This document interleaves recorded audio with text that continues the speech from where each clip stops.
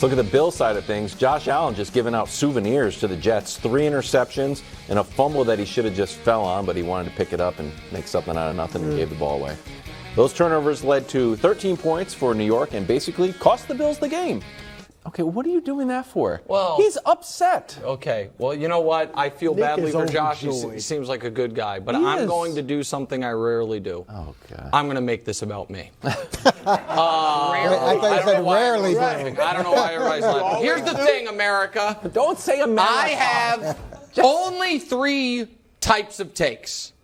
The first one, that is my fastball, immediately, incontrovertibly accurate. That's my favorite. Yeah. Second one, eventually, incontrovertibly accurate. Okay. That's pretty good, too. And then, wildly wrong, like the 20-0. Yeah. That's it. Yeah. I would like to welcome everyone to the second type of take when it comes to Josh Allen. Now, we're all a part of the same party. Because for some reason, for the better part of 2 years, I've had to listen, up to and including today, folks saying, oh, if you're acting like Josh Allen is who is acting? My question is, who's acting and who's been the only person telling the truth? Who is acting when it's 1 year ago today? The discussion was, I think he's the best quarterback in football. Watch the Thursday night football game. No. Okay, I'm sorry. Was it Chris Collinsworth? Was that the only person? It was Chris Collinsworth. It was so many of those preseason polls we do. It was the Vegas odds. It was all about a guy who in 20, everyone's like, okay, so he's had a rough stretch.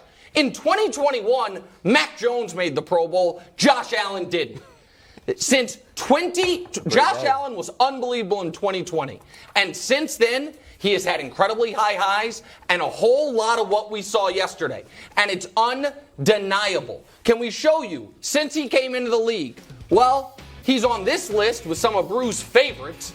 More turnovers than starts. All right, Nick, that's unfair. That includes the first couple years of his career. And much like other guys we protect in the media, we're only counting certain years of his career. Okay, let's just talk about since his team has been a Super Bowl favorite.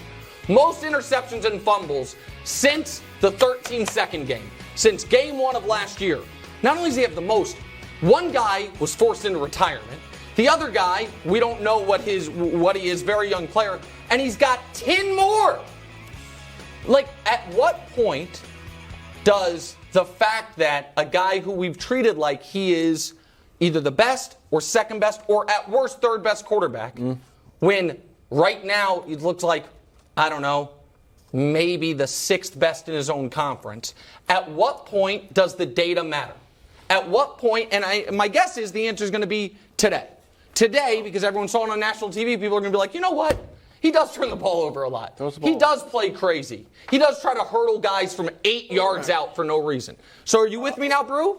Well, where are you at? I mean, are you saying like... Where is he at? No, I mean... Hey, can you clarify that? Do I still think he's like a top 5, 6, 7 quarterback in the league? Yeah.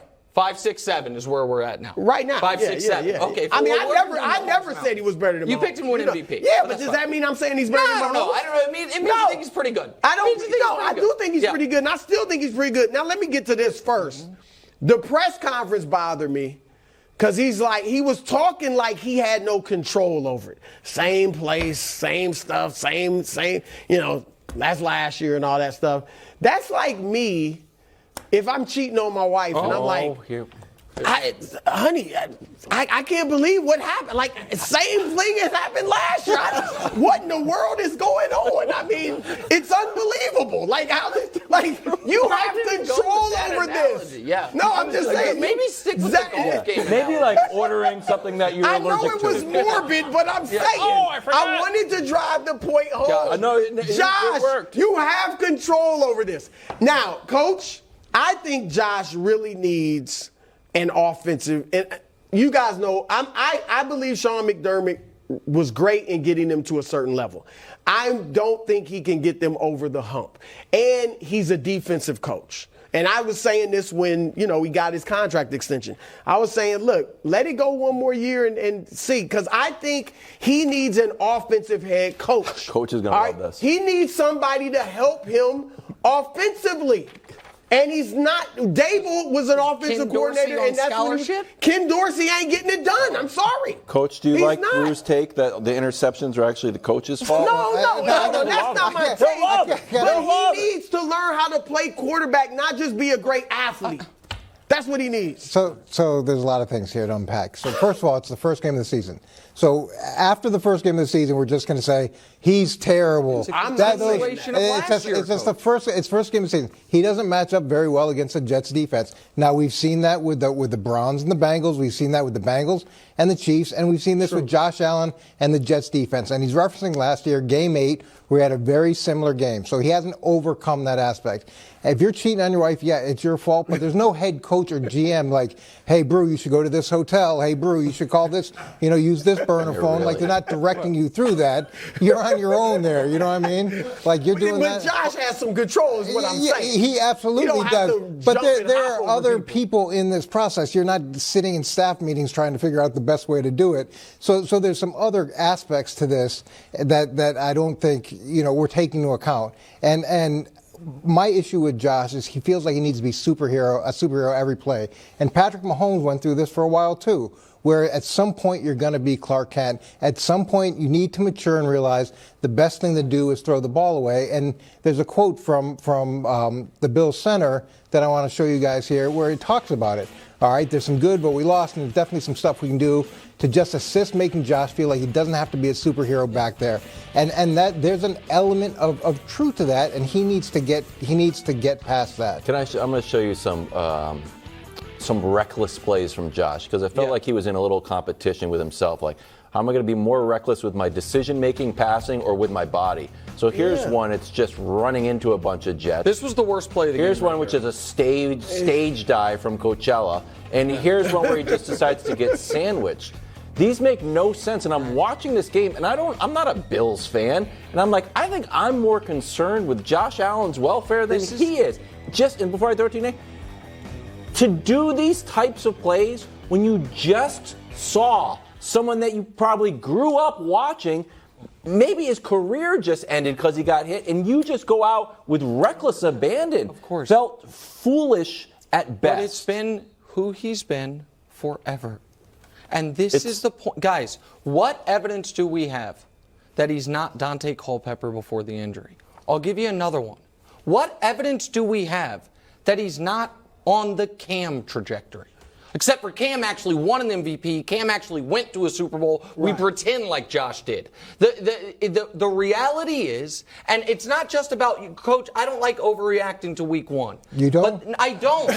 This is Week 1, Week 2, Week 3, Week 4. But Nick, Cam, I think he throws it better than Cam. And I agree. I'm concerned that the physical beating may break down his body like it did with Cam. Dante Culpepper, here's why the evidence.